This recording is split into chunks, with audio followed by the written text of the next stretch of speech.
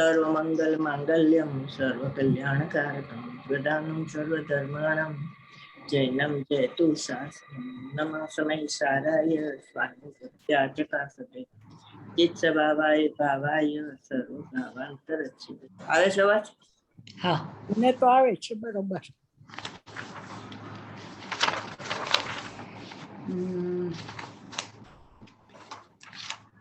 આપણા આ છે ને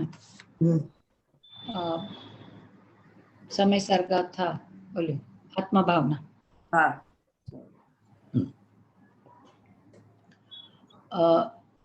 આપણે 31મી ગાથાનો જે પેરેગ્રાફ હતો થઈ ગયો. એ કાલે કર્યો હતો. જિજ્ઞાસા સિદ્ધ થાય ત્યારની આ વાત છે ને, અહીં અત્યારની વાત છે. એ આત્મા છે જ એવો જ છે, જેવો છે તેવો જાણવામાં આવે, અનુભવમાં આવે તો પછી સિદ્ધ થાય ને. એ વિના સિદ્ધ ક્યાંથી થાય? આ આત્મા તો અત્યારે શું ત્રણેય કાળે આવો પરિપૂર્ણ છે. છેલ્લે પાઠમાં આવશે ત્રણેય લોકમાં ત્રણેય કાળે સર્વ જીવ આવા પરિપૂર્ણ જ છે. ભાઈ, ત્રણેય કાળે આમ છે, ત્રણેય લોકમાં આમ છે અને સર્વ જીવ આમ છે એમ એને પોતાને જણાતા બધા જીવો ભગવાન પૂર્ણ આનંદના નાથ સ્વસંવેદન ગમ્ય છે. એવા જ એ બધા જ જીવો છે. ભલે અભવી જીવ એ આત્માને સ્વ સંવેદન ગમ્ય કરી શકે નહીં, પણ વસ્તુનો સ્વભાવ તો એવો છે. અભવીનો આત્મા એવો છે એમ કે ને, એટલે રાગ દ્વેષ ન થાય. બધા આત્મા સર ભવી પ્રત્યે રાગની, અભવી પ્રત્યે દ્વેષની. પરિપૂર્ણ કીધું તો કઈ રીતે પરિપૂર્ણ છે ભગવાન આત્મા? એટલે પોતાના ગુણોથી પરિપૂર્ણ છે ને, પોતાના દ્રવ્ય ગુણથી પરિપૂર્ણ છે. એમાં કઈ ઓછું નથી. કાર્ય માટે કોઈ બીજાની જરૂર નથી, બરોબર? દ્રવ્ય એને કહેવાય કે જેના કાર્ય માટે કોઈ બીજાની જરૂર નથી. બેનશ્રીનું વચનામૃત છે, જૂનગઢમાં અરીસામાં લખેલું છે, બરોબર? બીજું શું પૂર્ણ કીધું ને, એટલે પૂર્ણતાના લક્ષ્ય શરૂઆત તે વાસ્તવિક શરૂઆત. એટલે કૃપાળુદેવને શ્રીમદ રાજચંદ્ર દ્રવ્ય અપેક્ષા કહેવાય જેને કોઈ બીજાને, દ્રવ્ય તેને કહેવાય કે જેને પોતાના કાર્ય માટે બીજાના સહાયની જરૂર નથી. એટલે પરિપૂર્ણ થયો ને, પોતાને કોઈની બીજાની જરૂર નથી પડતી, અસહાય છે. કૃત કૃત્ય આવે એવું કૃતકૃત્ય તો થાય છે અને સ્વભાવ છે કૃતકૃત્ય, બરોબર? પણ આ તો કાર્ય માટે કોઈના સહાયની જરૂર ન પડે.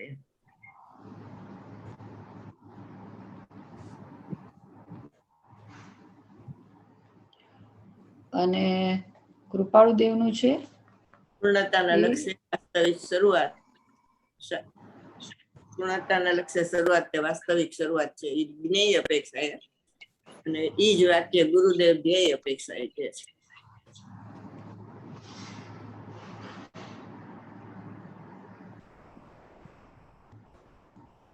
એટલે ધ્યેયના લક્ષ્ય શુદ્ધિ પ્રગટે એટલે સંવર, શુદ્ધિની વૃદ્ધિ થાય એટલે નિર્જરા, અને શુદ્ધિની પૂર્ણતા થાય એટલે મોક્ષ, બરોબર?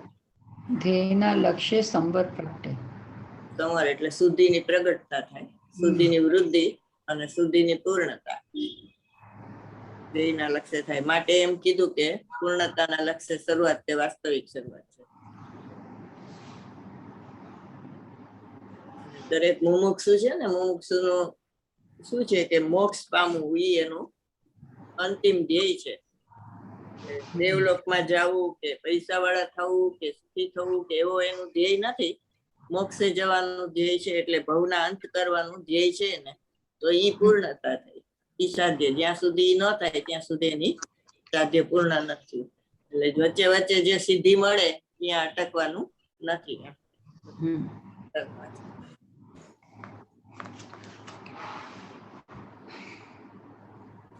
આહા, 5 ઇન્દ્રિયના વિષયમાં તો ભગવાનની વાણી પણ છે. લોકોને એ આંકરું પડે છે કે એને ભગવાનને અને વાણીને એ પરને તેમ સોંગઢવાળા ઇન્દ્રિયો કહે છે. પણ બાપુ, ભગવાન એમ કહે છે. ભાઈ, સમયસર 31મી ગાથામાં પોતે ભગવાન એમ કહે છે, હું અને મારી વાણી, ભગવાનની વાણી એ નિમિત્તથી કહ્યું.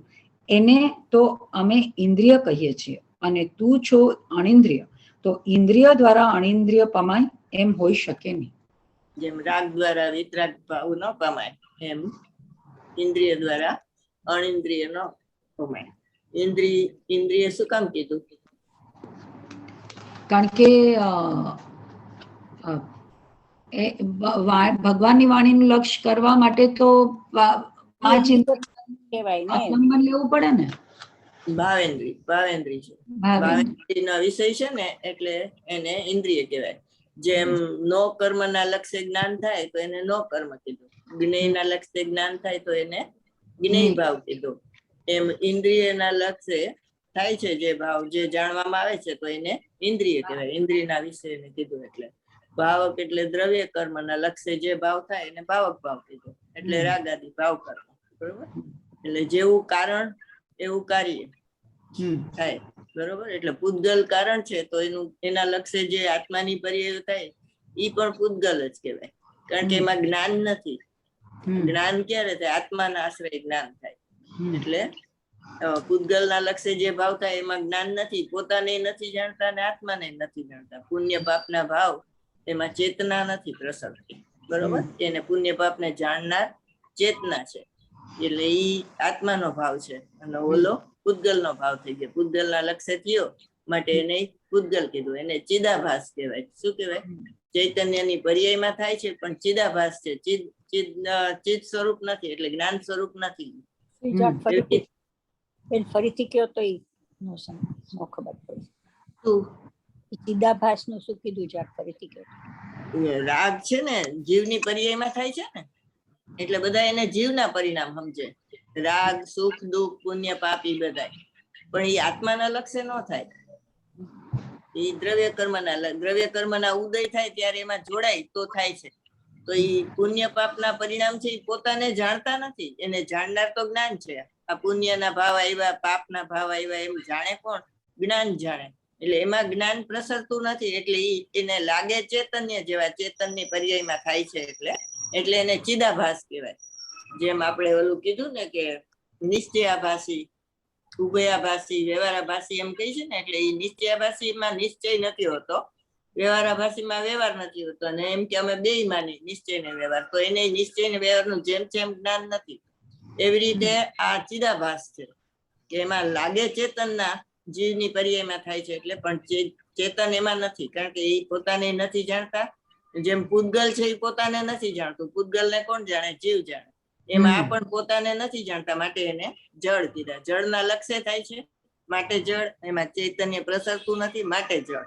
બરોબર? અને એમાંથી નીકળી જાય છે આત્મામાંથી. આત્માનો ભાવ હોય તો નીકળે નહીં.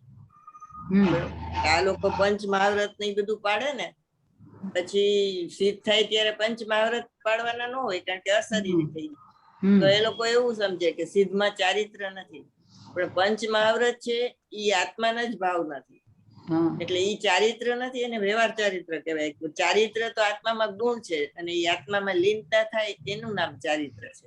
તો સિદ્ધ ભગવાનમાં તો પૂર્ણ લીનતા છે આત્મામાં, તો ચારિત્ર નથી એમ નહીં. બરોબર? એવી વાત છે.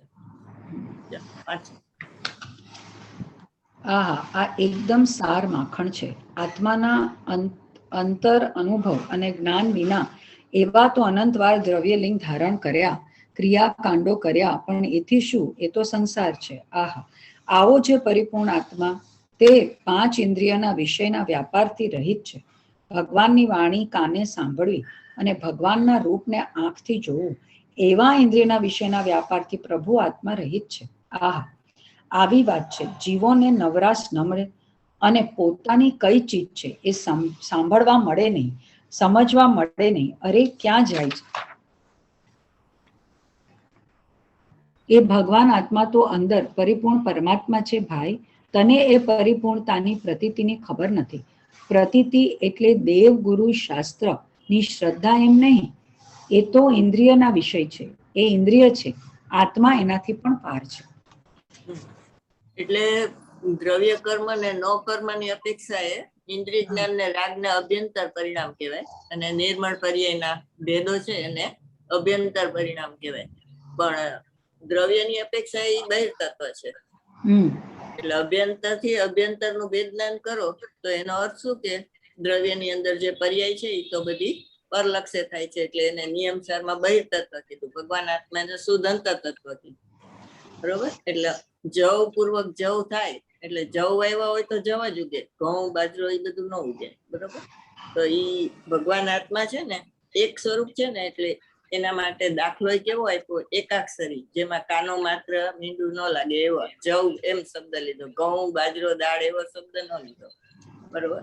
એટલે કારણ એવું કાર્ય થાય. એટલે જે 29 બોલનો ઉકરડો છે ને એમાં વર્ણ ગંધ રસ સ્પર્શ એ બધાથી આત્મા ભિન્ન છે, અને આત્માનો અનુભવ થયો ને જે આત્માના લક્ષ્ય એ પણ એનાથી ભિન્ન છે, એટલે અનુભૂતિથી પણ ભિન્ન છે. એટલે અનુભવ થયો ત્યારે ખબર પડી કે આ બધું ભિન્ન છે, ને અભિન્ન નો ભાન થાય ત્યારે ભિન્ન નું ભાન સાચું. બરોબર. બધા બહિર્લક્ષી ભાવ. અનુભૂતિથી ભિન્ન કીધું એટલે કેવી રીતે? આત્માનો અનુભવ તો આત્માના લક્ષ્ય થાય ને, એ તો અભેદ અનુભવ છે ને. તો ઈ વર્ણ ગંધ રસ સ્પર્શથી તો જુદો પડી ગયો ને અનુભવ. ભગવાન આત્મા તો ત્રિકાળ જુદો જ છે, પણ આત્માનો અનુભવ થયો એ એનાથી તો ભિન્ન છે ને. આત્માના લક્ષ્ય થાય નિર્મળ પરિણામ, નિર્વિકલ્પ પરિણામ, તો એમાં સ્પર્શ રસ ગંધ વર્ણ આવે ન આવે. એમાં પછી ગુણસ્થાનના ભેદે ન આવે, કારણ કે આત્મા એટલે આત્મા અનુભૂતિથી ભિન્ન છે. આત્મા નહીં, આત્મા તો ત્રિકાળ ભિન્ન છે.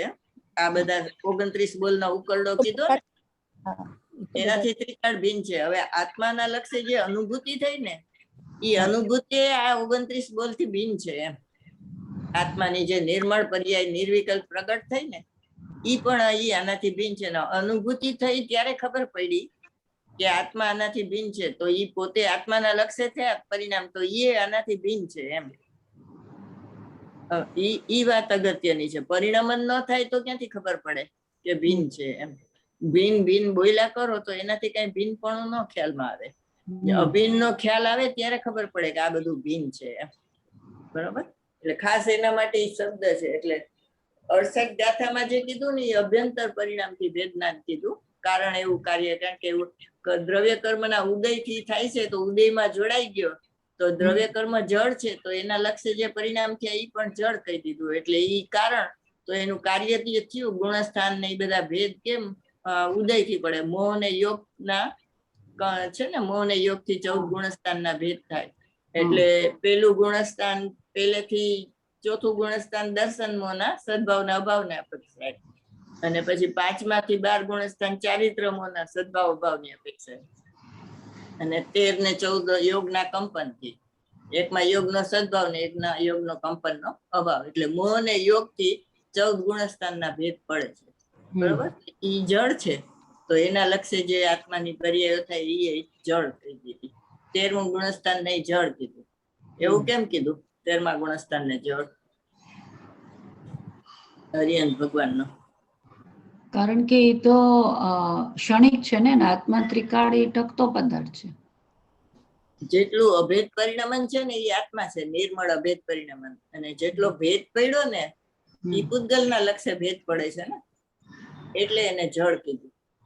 પણ પૂતગલનું લક્ષ્ય ક્યાં હોય? કેમ અઘાતી કર્મ નથી? પણ લક્ષ્ય તો નથી ને. અઘાતી કર્મના ઉદયમાં એ જોડાયેલા જ રહે છે ને ત્યારે, તો એને હોય ને. ન જોડાય તો અભાવ થાય. એક સમયની ઉપયોગપૂર્વક તો નથી જોડાતા ને. અરે ઉપયોગપૂર્વક નહીં, પણ અશુદ્ધિ છે તો ખરી ને. સિદ્ધ ભગવાન જેટલી શુદ્ધિ નથી ને. અશુદ્ધિ જળના લક્ષ્ય છે ને, આત્માના લક્ષ્ય નથી. જળનો ઉદય છે અઘાતી કર્મનો, ત્યાં સુધી છે. હવે એનું લક્ષ છૂટે ને આ પોતે પૂર્ણ અંદરમાં કરી જાય તો સિદ્ધ ભગવાન થઈ જાય. યોગનું કંપન બંધ થઈ જાય. યોગ એ આશ્રવ છે અરિયંત ભગવાનને. એટલે મન વચન કાયાના લક્ષ્ય કંપન થાય છે, તો એક સમય માટે કર્મ આવે છે, અને પછી મોહ નથી એટલે ખરી જાય છે. ચોટતા નથી, પણ એક સમય માટે આવીને ખરી જાય છે. બરોબર. એવી સ્થિતિ ક્યારે કે 4 અઘાતી જાય ત્યારે એવી સ્થિતિ થવાનું બંધ થાય, અને પછી કર્મ રહિત થઈ જાય ત્યારે સિદ્ધ થાય. એટલે તો એને સંસારી કીધા ને, સિદ્ધ અરિયંત ભગવાનને. સંસારી અને સિદ્ધ એવા 2 ભેદ છે. તો 14 ગુણસ્થાન સુધી બધા સંસારી, પછી રીતે બરોબર કર્મને હિસાબે ભેદ થાય. જીવ તમે જોવો ને તો જીવમાં કોઈ ભેદ નથી. નિકોજ થી માંડીને સિદ્ધ સુધી બધા ઉપયોગ લક્ષણ વાળા જીવ છે, પણ કર્મની અપેક્ષાએ બે ભેદ પડે, સંસારી ને સિદ્ધ. અને પછી ઇન્દ્રિયની અપેક્ષાએ પંચેન્દ્રિય જીવ ને સંજ્ઞી ને અસંજ્ઞી ની 14 સમાસ થાય. પછી ગુણસ્થાનની અપેક્ષાએ એમ પછી ભેદ વધતા જાય. એટલે જેમ જેમ સ્પષ્ટતા થાય એમ તમારું જ્ઞાન નિર્મળ થતું જાય. એટલે મોક્ષ માર્ગ પ્રકાશકમાં એમ કીધું કે સામાન્ય કરતા વિશેષ બળવાન છે. બરોબર, એનો અર્થ શું થયો? સામાન્ય કરતા વિશેષ બળવાન છે. વિશેષમાં જ શુદ્ધતાની અનુભૂતિ થાય ને. સામાન્ય એટલે ત્રિકાળી ધ્રુવ ભગવાન આત્મા, એમાં શુદ્ધતા નથી. એમને પણ એ તો ક્યારનું સામાન્ય છે ને છે, પણ અનુભવ ક્યાંથી? સામાન્ય વિશે દ્રવ્ય પર્યાયનો અર્થ થતો એમાં. ત્યાં દ્રવ્ય ને પર્યાય એવો અર્થ નથી થતો. ત્યાં સામાન્ય એટલે સામાન્ય જાણકારી. અચ્છા. અને વિશેષ એટલે બધા ભેદ પાડી પાડીને તમે જીવનું જે વર્ણન એકઠું કરો છો ને એ વિશેષ કહેવાય. એટલે વધારે સ્પષ્ટતા થાય તમારે એમ. સામાન્ય એટલે અહીંયા ત્રિકાળી ધ્રુવ ભગવાન આત્મા ને વિશેષ એટલે ઓલું એમ નહીં. એટલે જેમ વિશેષ જાણકારી થાય એમ તમારું બળવાન થાય. સામાન્ય જાણકારી એમને તમે એમ બેન અમને ગૂંચવી દો ને, એવું ન ચાલે. ક્યાં ગૂંચવી છે? એવું ત્યાં લખ્યું છે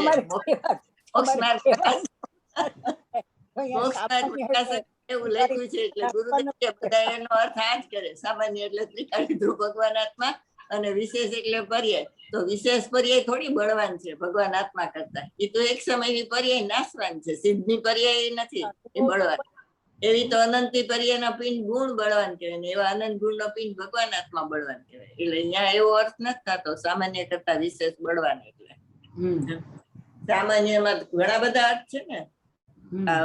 15મી ગાથામાં કીધું કે સામાન્ય જ્ઞાનાકાર જ્ઞાનનો આવિર્ભાવ અને વિશેષ જ્ઞાનાકાર જ્ઞાનનો તિરોભાવ. તો અહીંયા સામાન્ય અને વિશેષનો શું અર્થ થાય? આવિર્ભાવ એટલે તો ત્રિકાળી ધ્રુવ ત્યાં લેવાનું ને, કારણ કે એ તો સમ્યક જ્ઞાનની ગાથા છે ને અહીંયા. એટલે અહીંયા શું લેવાનું? સામાન્ય જ્ઞાનાકાર જ્ઞાનનો આવિર્ભાવ. પર્યાયની વાત છે અહીંયા. તો સામાન્ય નો અર્થ અહીંયા શું કરવાનો? જ્ઞાનની પર્યાયમાં જે જણાય છે. કોણ જણાય છે? આ ત્રિકાળી ધ્રુવ ભગવાન આત્મા. બધા એવો જ અર્થ કરે. અહીંયા એવો અર્થ નથી. અહીંયા સામાન્ય એટલે બધા ટ્રિક ક્વેશ્ચન પૂછે છે. એટલે બધા ટ્રિક ક્વેશ્ચન જ હોય ત્યાં. સામાન્ય આ બધું કહી દીધું છે એક વાર તો, પણ હવે તમે ભૂલી જાઓ તો હું શું કરું? સામાન્ય એટલે એકરૂપ જ્ઞાન. પાંચે ઇન્દ્રિયનું એકને જ્ઞાન છે ને, એટલે જ્ઞાન અહીંયા ખંડ નથી થતું. એટલે એકરૂપ છે જ્ઞાન, એનો અર્થ સામાન્ય. અને ઇન્દ્રિય જ્ઞાન છે એ વિશેષ અનેકાકાર છે. સ્પર્શનું જ્ઞાન, રસનું જ્ઞાન, ઘ્રાણેન્દ્રિયનું, ચક્ષુનું, શ્રોતેન્દ્રિયનું ને મન, એ બધા એમાં ખંડ પડે. એટલે એને વિશેષ જ્ઞાનાકાર જ્ઞાન કહેવાય અને ઓને સામાન્ય જ્ઞાનાકાર. એમ પછી સામાન્ય વિશેષાત્મક આત્મા છે, એનો અર્થ શું? ના, હવે સામાન્ય વિશેષાત્મક એટલે દ્રવ્ય ગુણ પર્યાય સહિત નો આત્મા છે. વિશેષમાં છે ને ગુણભેદ ને પર્યાય ભેદ એમ લેવાનું. દ્રવ્ય ગુણ પર્યાય સહિત નું કીધું ને, ગુણ ભેદ. જગત આખું સામાન્ય વિશેષાત્મક છે, એનો અર્થ શું? આખા જગત સામાન્ય વિશેષ. એક મિનિટ, શું કીધું? જગત આખું સામાન્ય વિશેષાત્મક છે. અવાજ નથી આવતો તમારો, અવાજ નથી આવતો. ભૈરવી બેન, ભૈરવી નો અવાજ નથી આવતો. કરે છે અવાજ નથી આવતો. સંભળાય છે? બોલો. આખું જગતમાં 6 દ્રવ્યો ભરેલા છે. બધા દ્રવ્ય ગુણ પર્યાય એટલે સહિતના છે. એટલે સામાન્ય વિશેષાત્મક આખું જગત. મહાસત્તા ને અવાંતર સત્તા એમ થાય એનો અર્થ. સામાન્ય એટલે મહાસત્તા અને વિશેષ એટલે અવાંતર. આમાં પ્રવચન સારમાં મહાસત્તા ને અવાંતર સત્તા છે ને. 93, 94 ગાથામાં મેં તો રાજુને કીધું આલે તું હવે તાર જે કરવું એ કર. મહાસત્તા ખાલી દર્શન અવલોકન સામાન્ય છે ને, સામાન્ય દર્શન હા. અવલોકન એ ખાલી સત મહાસત્તાને ગ્રહણ કરે, સત છે એમ. બે સમયસારમાં ક્યાંક છે ને મહાસત્તા ને અવાંતર સત્તા. સમયસરમાં આવતું હશે, ખબર નથી મને, પાછળ પરિશિષ્ટમાં આવતું હોય તો.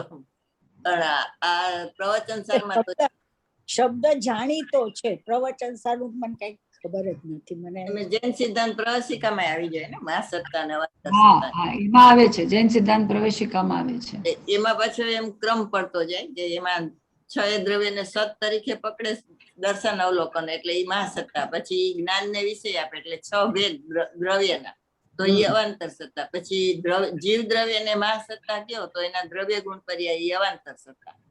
પછી એક ગુણ ને મહાસત્તા કયો તો એની પર્યાય ને અવાંતર સત્તા. એક પર્યાય ને મહાસત્તા અવિભાગ અવાંતર એટલે શું? ભેદ પડે એના, ભેદ પડતા જાય ને. સામાન્ય એટલે એકરૂપ અને વિશેષ ભેદ પડતા જાય ને અવાંતર સત્તા. એટલે એની વિશેષતા શું કહેવાય એમ પૂછું છું.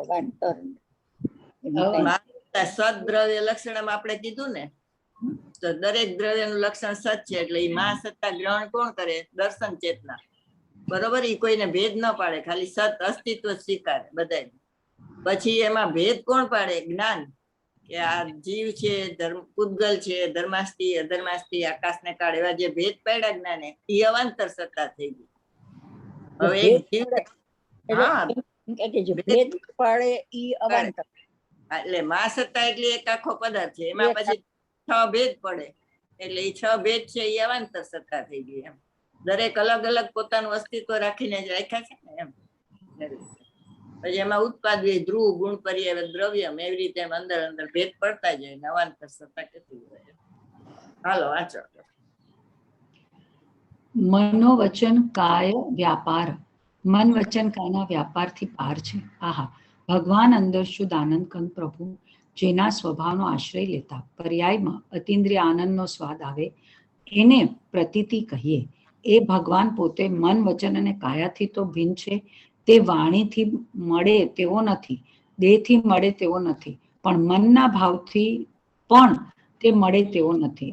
અંતકરણ મન છે તે તો અંદર જળ છે, એ તો પરમાં ગયું. પણ ભાવેન્દ્રિય ભાવ મન સંકલ્પ વિકલ્પ છે, પ્રભુ તો એનાથી પણ રહિત છે, અંદર ભિન્ન છે. એનું નામ આત્માની ભાવના કહેવાય છે. ભાવેન્દ્રિયને કેવી કહેવાય?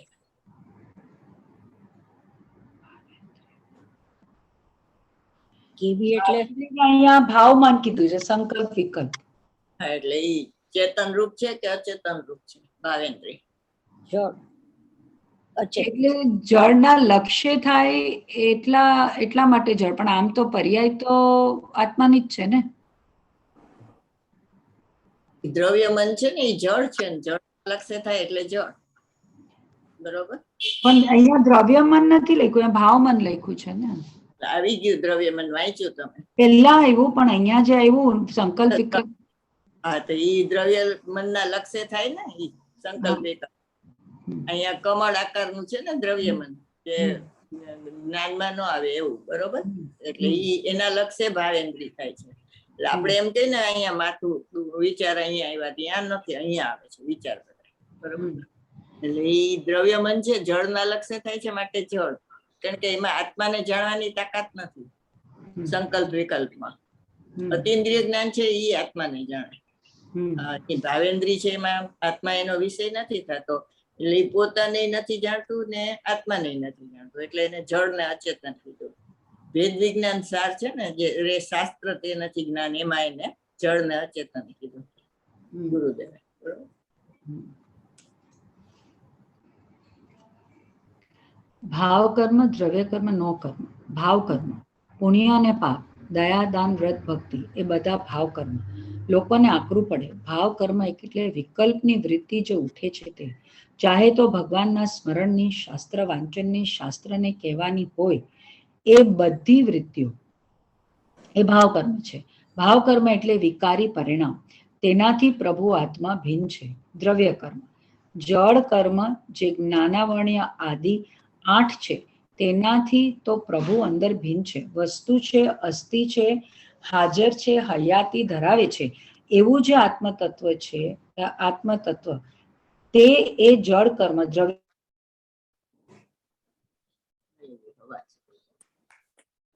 તો ક્યાંથી મંડ્યા કરે, હાઈ લો વાઈ ચાર્જ કરે છે, સામું જોવે તો કઈ પૂરું થાય એટલે જોશે. જો સંભળાતું નથી. તારો અવાજ નથી. હવે આવ્યો. હવે આવ્યો એટલે તે છેલ્લું વાંચ્યું. અમે હું બેન બે હંસા કરતા તું તો ગાલી નું વાંચ.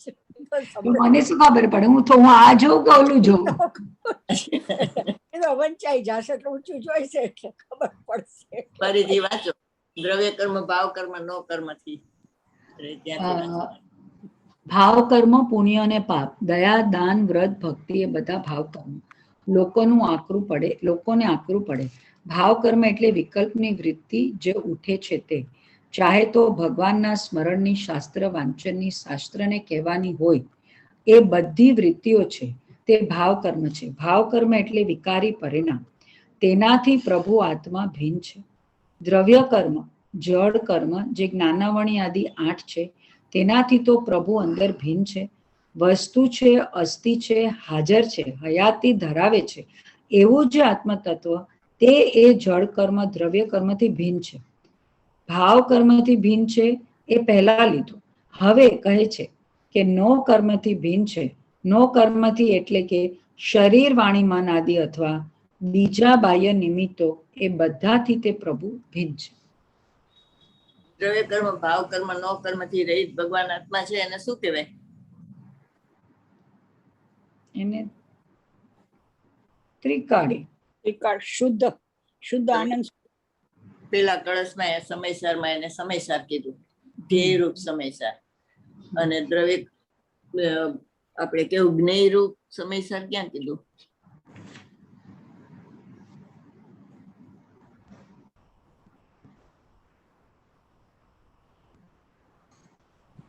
જ્ઞેયરૂપ સમયસર અંદરની વાત.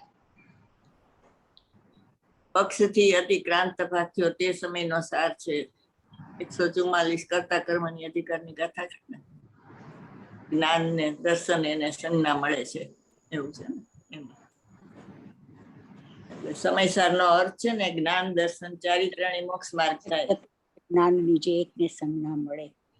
હા, પક્ષથી તે સમયનો સાર એ જ્ઞેયરૂપ સમયસર તમે કીધું. હા, એટલે ધ્યેય રૂપ સમયસાર ના લક્ષ્ય જે પ્રગટ થયું ને એને જ્ઞાન, દર્શન, સંજ્ઞા મળે એટલે જ્ઞાન.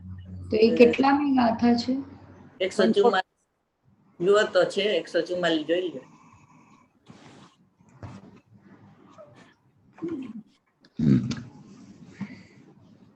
44 બે છે ને. સમ્યક્ત્વ તેમજ ઈ 144 છે. સમયનો સાર છે 144. કળશ કે ગાથા? ના ગાથા છે. સમ્યક્ત્વ તેમજ જ્ઞાનની જે 144 ને પક્ષ સકલ રહિત ભાગ્યો તે સમયનો સાર છે. ઈ 144 છે. પક્ષથી અતિક્રાંત ભાગ્યો તે સમયનો સાર છે. ઈ 143 માં અતિક્રાંત ભાગ્યો 145 કે 143 જુઓ. ના, એમાં તો 42 છે. દ્વય કથન જાણે જ કેવળ સમયમાં પ્રતિબદ્ધ છે. નહીં પક્ષ કંઈ પણ નવ ગ્રહે, નહીં પક્ષથી પરિહીન તે. એ 143 છે. 42 માં જે છે કર્મ જીવમાં બધવા અણબદ્ધ એને પક્ષ છે, પણ પક્ષથી અતિક્રાંત ભાગ્યો તે સમયનો સાર. 142.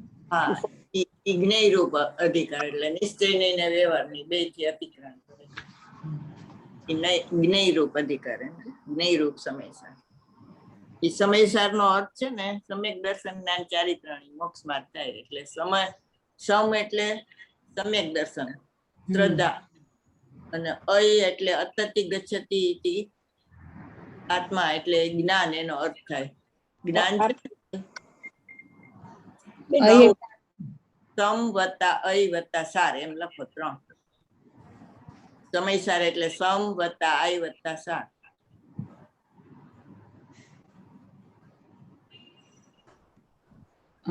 સમ એટલે સમ્યક દર્શન, અય એટલે અય એટલે અતતિ ગચ્છતિ ઇતિ આત્મા એટલે નિર્મળ પર્યાયથી સહિત અને મલિન પર્યાયથી રહિત એવો આત્મા. ઈ વિષય કોનો છે? સમ્યક જ્ઞાનનો ને.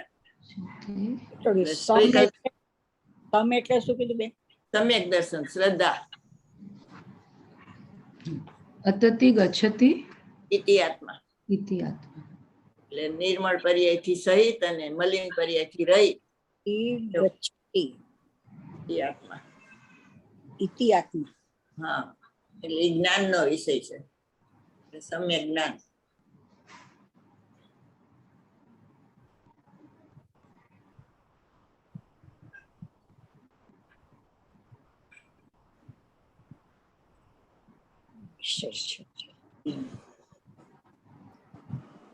અને આ બેન પછી જે 44માં સમયસર કીધું તો ત્યાં ઈ શું થયું? ઈ જ જ્ઞેય રૂપ થયું ને, જ્ઞેય રૂપ સમય. તમે 42માં જ્ઞેય, બેયમાં 42 44 બેયમાં જ્ઞેય રૂપ. હા, એમાં સમ્યક દર્શન સમ્યક જ્ઞાન સંજ્ઞા પડે છે એમ કીધું ને, એટલે એને નામ પડે છે, એની નામ સંજ્ઞા. અને સાર એટલે સાર એટલે શું? ઓલા આપણે 50 ટીકામાં કીધું ને, ચારેય અનુયોગનું તાત્પર્ય વિતરાગતા છે, એટલે સાર એટલે ચારિત્ર.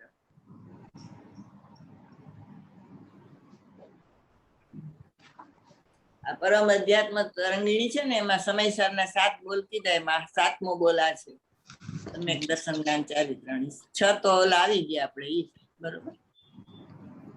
અર્થ સમય, જ્ઞાન સમય, શબ્દ સમય, અને પછી 6 દ્રવ્યને સમય કે, પછી કાળને સમય કે, અને ત્રિકાળી ધ્રુવ ભગવાન અનાદિ અનંત જ્ઞેયને સમય કીધું. જીવ માટે જાણતો પરિણામ એમ આવે, અને ઓલામાં એકલું પરિણામ આવે, બાકીના 5માં. ત્રીજી ગાથામાં જે કીધું ને, ઈ 6 દ્રવ્યને લાગુ પડે સમય. ત્રીજી ગાથાનું પ્રવચન હું આજે વાંચતી હતી ને, તો મને એમાં એક પેરેગ્રાફ સમજ્યો હતો. હા, કઈ ગયું પછી. અને બીજી ગાથામાં કીધું ને, જીવ માટે સમય છે. 7 બોલથી કીધું ને, જીવ માટે જાણતો પરિણામે, એટલે જીવ હોય, બાકી કોઈ દ્રવ્ય જાણતા પરિણામતા નથી. એટલે એ 6 દ્રવ્ય માટે ત્રીજી ગાથામાં કહી દો કયો પેરેગ્રાફ છે તો કરી દો. તો ટાઈમ થવાય અત્યારે તો ટાઈમ નહીં રહે સમજાવવાનો. ફોન આવે ત્યાં સુધી રાહ જોઈ. ઓકે, 10 તો વાગી ગયા. હા, પછી લઈને આવશે તો 2-5 મિનિટ થઈ જશે, 2-3 મિનિટ થઈ જશે.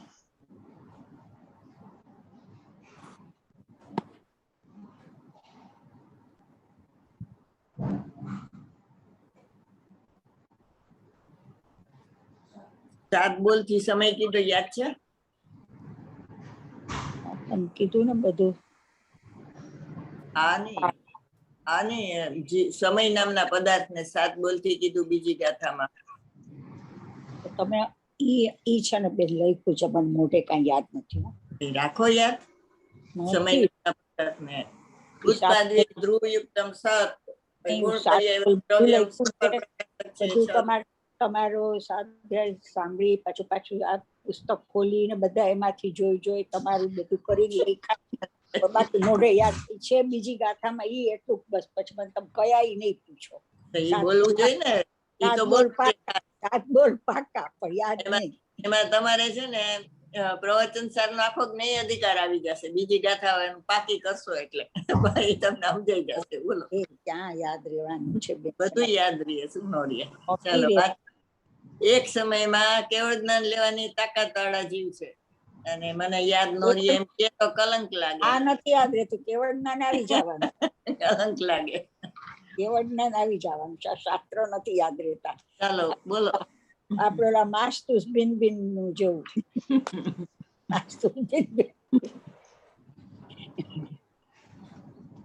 સીધું પછી આપણે 14 પૂર્વ અને 12 અંગનું સીધું જ્ઞાન આપે, સીધું ઈ જ આવવાનું છે. માસ્તુસ પરિણમન થાય ત્યારે ગણાય ને માસ્તુસ. ઈ પેલા ક્યાંથી ગણાશે માસ્તુસ? ઈ પરિણમન કરવું છે, આપણું થવાનું છે. કરવું નથી થવાનું છે, કરવું નથી થવાનું. પેરેગ્રાફ છે, એક સમયની પર્યાય પણ વિકારી પરને લઈને થાય તો તેનો ગુણ જે ત્રિકાળી પર્યાયનો પિંડ તે ગુણ સિદ્ધ થતો નથી, તો ગુણ રહેશે નહીં. અને એવા અનંતા ગુણોનું એકરૂપ દ્રવ્ય તે દ્રવ્ય પણ રહેશે નહીં.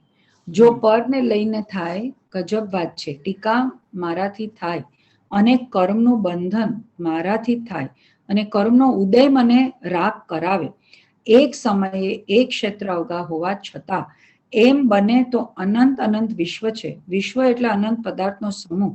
એ રીતે અનંત નહીં રહે. ન્યાય સમજાય છે? હા, એટલે આ તો પ્રવચન સારમાં નો આવ્યું કે રાગ તમારામાં થાય છે એ શુદ્ધ નિશ્ચય નહીં થાય છે. 187 માં આવ્યું ને. દ્રવ્ય કર્મ તમને રાગ કરાવે છે તો બે દ્રવ્યને ભેળવીને વાત કરી તો એ અશુદ્ધ થઈ ગયું. બરોબર? એટલે શુદ્ધ છે, રાગના પરિણામ છે એ શુદ્ધ છે. તમારા પોતાથી થાય છે એમ કયો તો શુદ્ધ છે, અને દ્રવ્ય કર્મથી થયા તો અશુદ્ધ છે. એટલે અહીંયા પદાર્થની સિદ્ધિ કરવાની છે ને. એટલે અનાદિ અનંત તમારું જીવ દ્રવ્ય છે તો નિગોદ થી માંડીને સિદ્ધ સુધીનો આખી બધી પર્યાય લઈ લેવાની, અને એ બધી પર્યાય તમારાથી જ થાય છે. દ્રવ્ય કર્મ એને ન કરાવે. જળ હોય ચેતન નું કામ ન કરે. અહીંયા બે દ્રવ્યનું ભેદ જ્ઞાન છે. એટલે એક દ્રવ્ય બીજા દ્રવ્ય રૂપે ન થાય. એટલે એક જ દ્રવ્યમાં કર્તા કર્મ હોય, બે દ્રવ્ય વચ્ચે કર્તા કર્મ ન હોય, નિમિત્ત નૈમિત્તિક ન હોય, અને જ્ઞાન અજ્ઞેય સંબંધ ન હોય. સર્વ સંબંધો બી નાસ્તી. બરોબર? એટલે તદરૂપો ન ભવતી. જળ ભાવે જળ પરિણામે ચેતન ચેતન ભાવ કોઈ પલટે નહીં, છોડી આપ સ્વભાવ. હવે જો તમે એમ કહો દ્રવ્ય કર્મ થી રાગ થયો તો પદાર્થની સિદ્ધિ નહીં થાય. તમારે પદાર્થની સિદ્ધિ કરી પછી પ્રયોજનની સિદ્ધિ થાય ને. પછી દ્રવ્ય પર્યાયનું ભેદ જ્ઞાન હોય કે મારા લક્ષ્ય જે પરિણામ થયા એ મારા, અને પરને લક્ષ્ય થયા એ પરિણામ પરના. એ પદાર્થ પ્રયોજનની સિદ્ધિ માટે દ્રવ્ય પર્યાય. અને પેલા પદાર્થની સિદ્ધિમાં તો શું છે કે દોષ કરે પોતે અને ઢોળે કર્મ ઉપર. કર્મનો ઉદય થયો એટલે મારે આ બધા થયા, કે મારો તો કઈ વાંક નથી એમ કે તો એવું નથી. કારણ કે એવી અનિતિ છે ને જૈન દર્શનમાં માન્ય નથી, એમ મોક્ષ માર્ગ પ્રકાશકમાં કીધું. એટલે કર્મ બિચારે કોણ ભૂલ મેરી અધિકારી, અગ્નિ સહેગન ઘાત લોહી કી સંગતિ પાડી. તમે તમારા સ્વરૂપનું ધ્યાન ન કર્યું અને પર દ્રવ્યમાં જોડાઈ ગયા તો તમને રાગ દ્વેષ મોહની ઉત્પત્તિ થઈ. જે આપણે ઓલા અધ્યાત્મ નું વાંચ્યું હોય ને એટલે આ પેલા બે ની આગમ મગજમાં ઘૂસે. એટલે હું વિચારવા પડી ગઈ કે હું સ્વમાં નથી, મારો મિસ થાય. આમાં નક્કી કરો કે તમારી ભૂલ છે, અને પછી ભૂલ ટળે કેમ ઈ પછી છે. આગળ અધ્યાત્મમાં આવો એટલે દ્રવ્ય પર્યાયના ભેદ જ્ઞાન આવો પછી પૂરું કરશું. વાણી કે જ્ઞાન સે સુજે લોકાલોક સોવાણી મસ્તક નમઃ સદા દેતો. જય જિનેન્દ્ર.